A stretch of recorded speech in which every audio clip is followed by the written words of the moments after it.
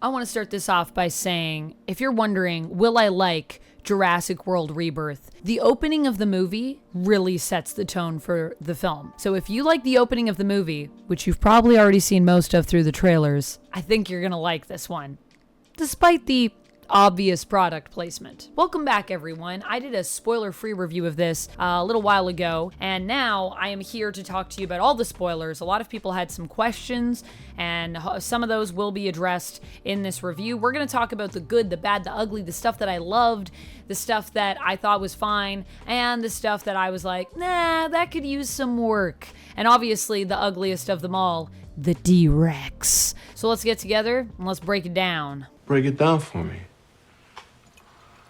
We'll start with the things that I enjoyed about this movie. The opening of the movie, I think, is very solid. I think that it perfectly encompasses the tone. And what I mean when I say that is that the opening of the film really plays with the horror and thriller aspects of the movie. It's this sense of when everything goes wrong in the lab and the D-Rex gets out, how horrifying that is. And what I really like with actually how they utilized the D-Rex in this movie is that they don't overdo it. I personally think monsters are the most scary when they live here in our imagination, not necessarily on the screen. Look at films like Jaws, where because they had issues, they actually had to basically not show Jaws for most of the movie. And that's what makes Jaws so frightening, is because anything that we imagine is always going to be more terrifying probably than what we'll see. So the fact that we're using the absence of getting to see all of this creature at the beginning, you only get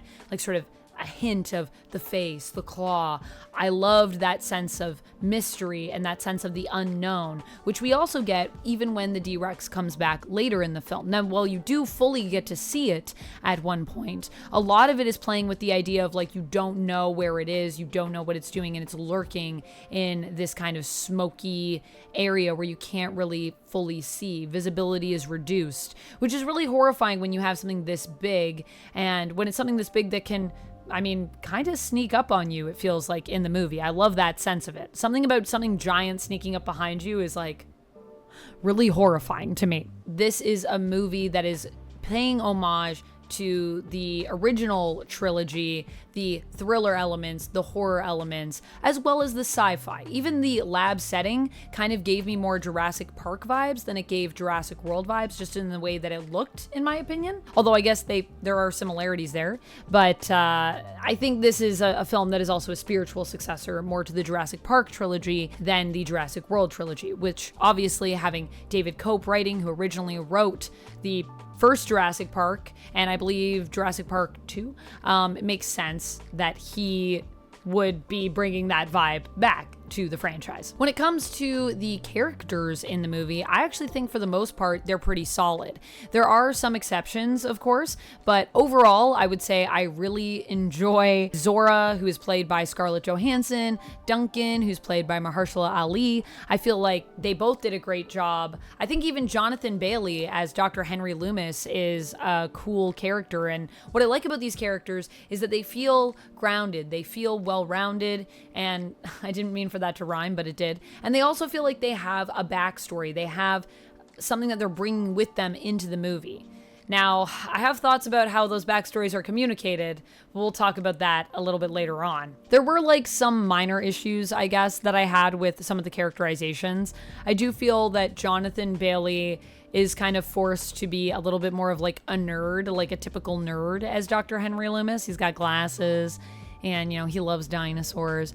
But at the same time, with the Jurassic Park franchise overall, I feel like we've actually got a pretty good range of what nerds can be in this world when it comes to our science nerds. So Jonathan Bailey being a little bit more atypical kind of almost works, because we don't necessarily always see atypical nerds in the movie. Like, think of someone like Dr. Alan Grant. He's not usually the person that you think of when you think of a dinosaur nerd, you know what I mean? Well, I mean, maybe now you do because of Jurassic Park, but I think you know what I'm talking about here. We also had our poor French guy that was introduced, who is one of the boat crew.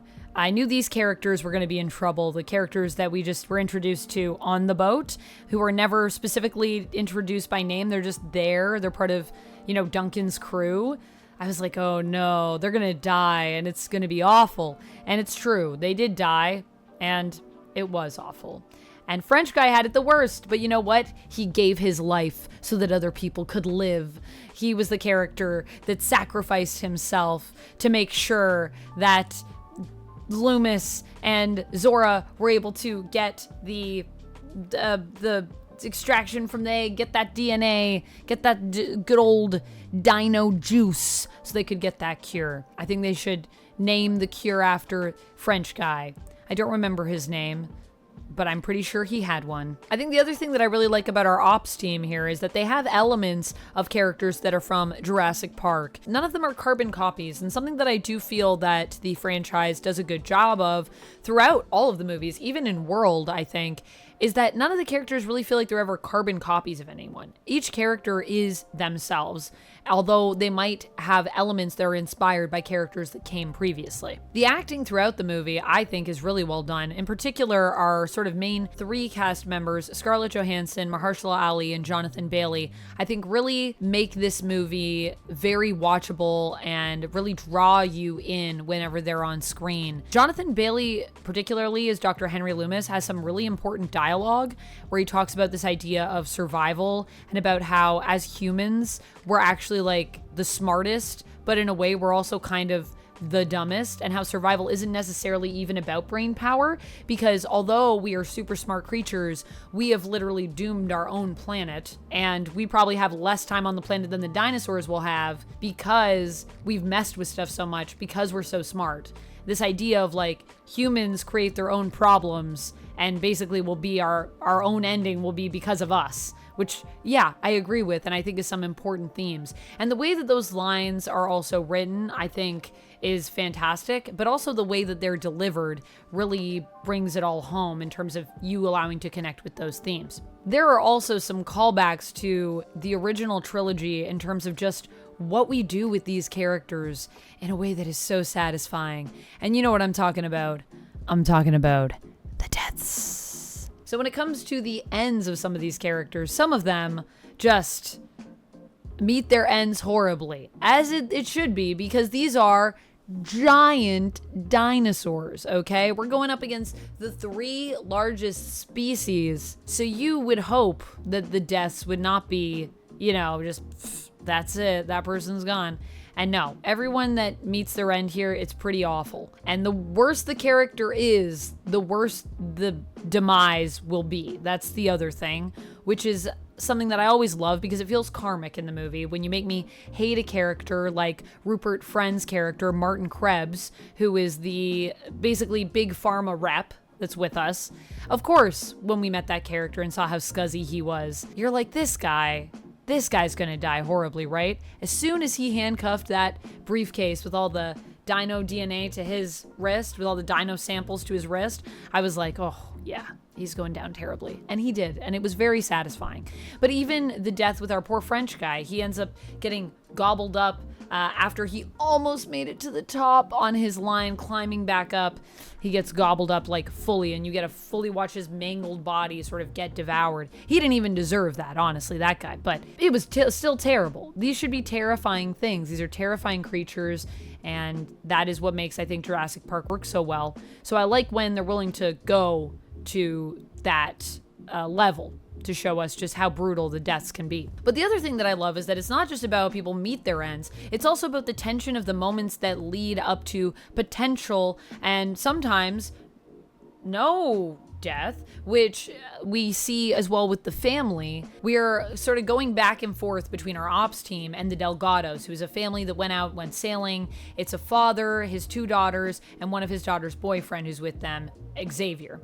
And then they end up getting attacked. Their ship gets attacked and it literally flips over. It's a sailboat. It's pretty frightening, especially when you find out as well that, they are very far out in the ocean. It's, I think, 2,000 meters, I think they say, to the bottom. So this is just a horrific scenario. And all of the anxiety here, I wasn't sure because I felt like the character that was the most featured in the trailers, although I went back and watched them before this review, and I now realize there are little glimpses of the family there, but they're just not focused on as much, which I enjoyed. I actually thought only the little girl was going to be really in the movie. So when I saw the whole family and then I saw the little girl, I thought, oh my gosh, are they gonna take out this entire family except for the little girl, that would be horrifying. And I wasn't sure what was going to happen. Now, of course, that's not what happens. The family does all survive, but it's just that level of uncertainty I didn't really know.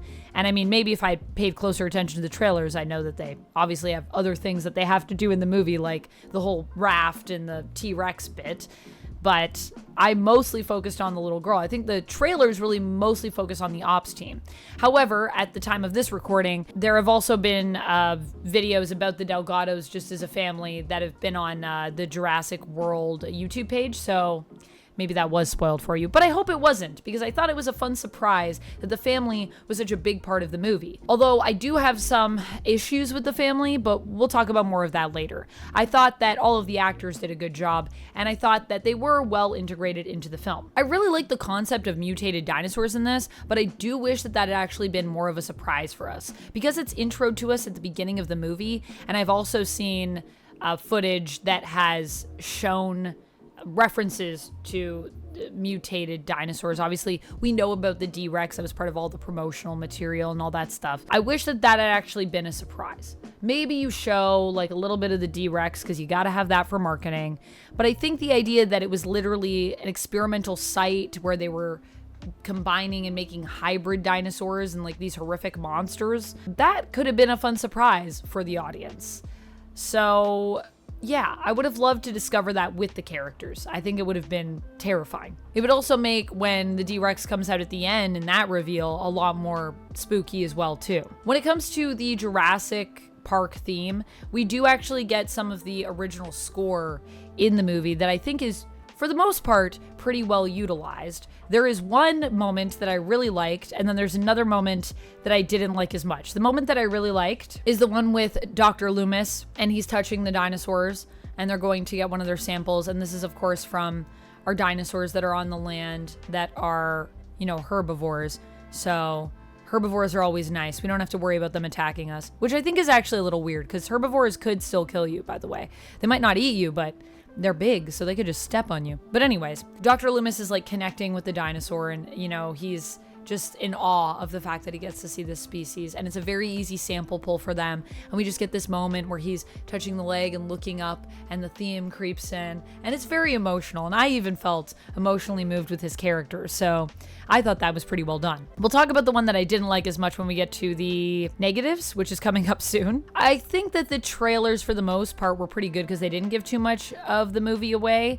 But I will say, now that I've seen more of the promotional material after seeing the movie, don't watch too much of the trailers is what I would say. Although, if you're at this point in the review, it's too late for you. I've already spoiled so much. But yeah, why do trailers do that, man? I wish more trailers gave us, you know, broad strokes as opposed to the entire plot. The themes, once again, are very present in this movie that are present through all of, I think, the Jurassic Park and World films, which is the idea that humans, you know, we're really the bad guys, and the fact that it also deals with anti-corpo elements, which I think makes a lot of sense for Jurassic Park as a franchise, but it is also funny because it is a franchise, right? Like, this is technically movie number 7. So when they're like, yeah, down with corporations, I'm like, Jurassic Park, you are a corporation, you son of a... So that is an element that I always think is funny, but is a sentiment I agree with. Down with corporations. Give heart disease cures to everyone. We should all have it. We should all have access to things like vital life-saving medicine. It kind of poses this question, I think, as well, when it comes to the element of, you know, humans as the villain, and this idea that humans on Earth have done more damage to it in our shorter time here than dinosaurs did in their entire existence. We ask the question, I feel a little bit like, do we deserve to inhabit the Earth? Like, we will go one day. And will the world kind of be better off for it as a planet? And I like when films are not afraid to examine questions like that, because it's a heavy question. And I do worry a lot of times for the planet and just for the people even that live on it, because we have a tendency to think very short term. We really don't have the capacity as humans to think far enough into the future to consider our own self-preservation through the preservation of literally the ground that we live on. It's pretty messed up. I thought the CG also looked pretty good for the most part. I think the dinos look good. The humans sometimes are a little bit janky, but the climbing bits, I felt like they looked a little rough. But you know, Dolores, our little baby dino, she really cute.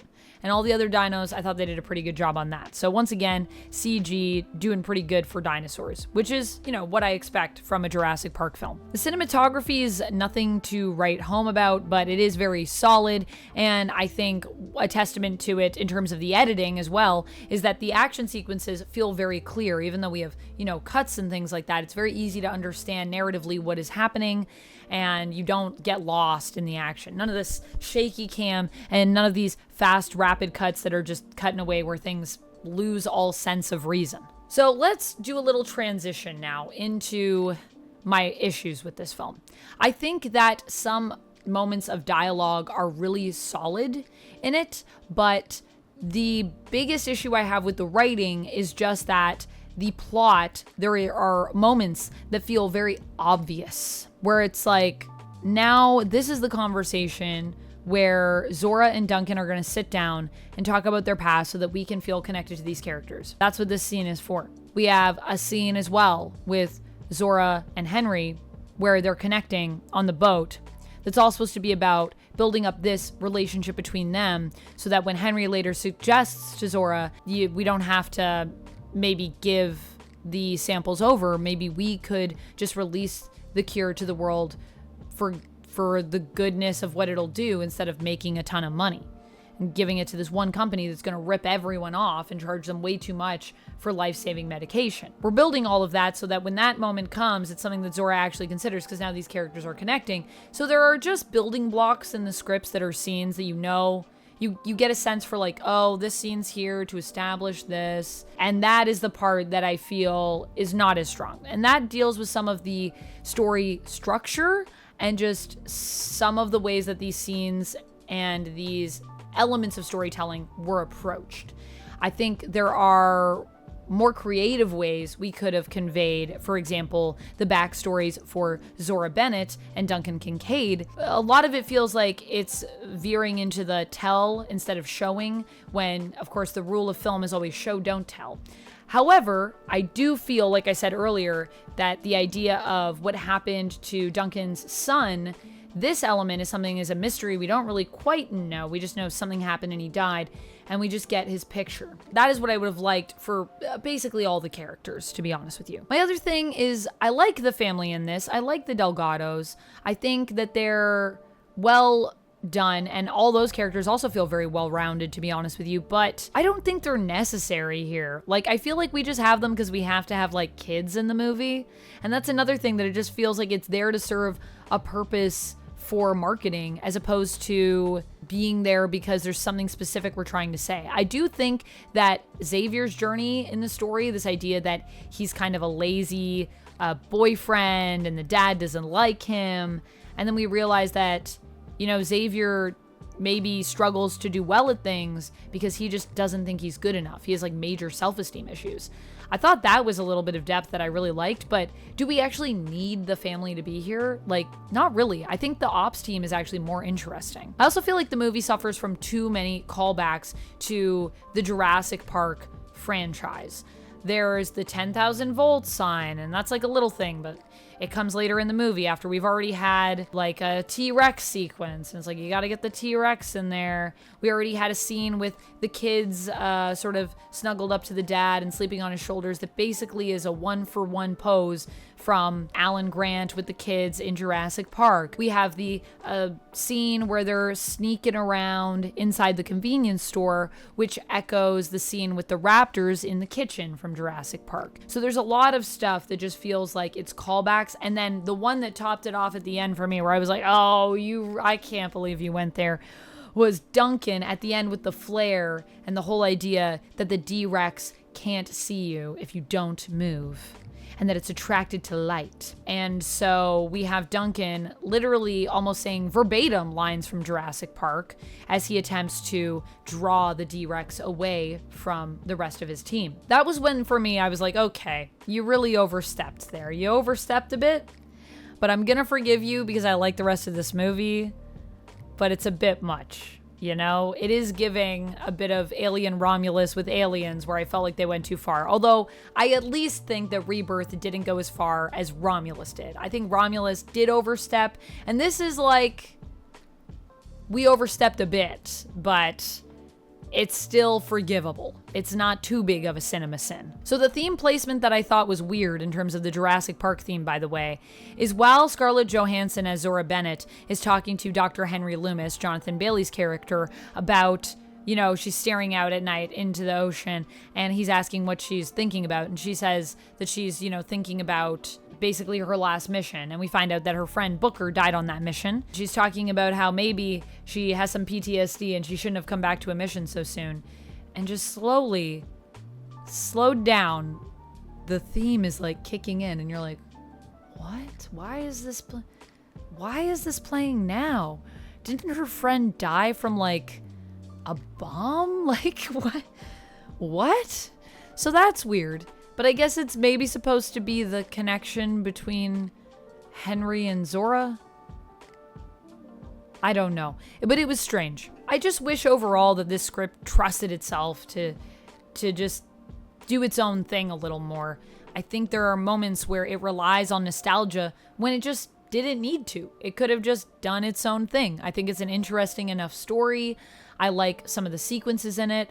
I especially like everything on the boat. In fact, this made me feel, at one point, I wondered if we were going to get to the island, and then I was like, oh yeah, they did show parts of the island, so we probably got to get there.